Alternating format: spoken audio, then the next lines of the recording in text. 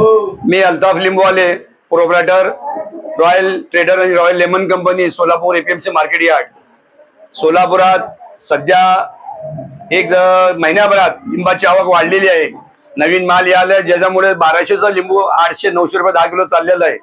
सोलापुरात येणारा जो काळ आहे, लिंबाची आवक परत वाढणार आहे. 100-150 बाजार कमीच होईल, कारण हिरवा माल सोलापूरच्या मार्केटमध्ये किंवा सोलापूरच्या आद्रात विकत नाही.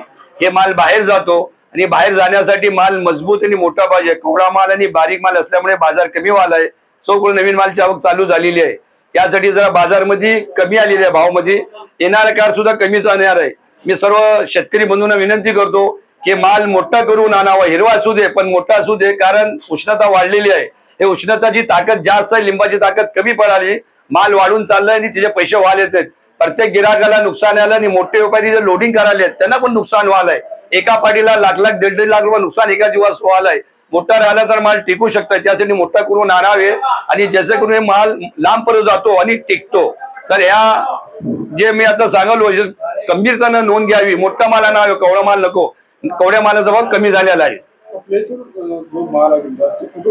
सध्या सोलापुरात जे आलेला माल आहे ते जयपूर, आग्रा, दिल्ली चाललाय.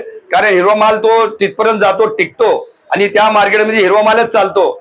2 दिवस 3 दिवसाचं जे रनिंग आहे त्यात माल पिवळा होतो.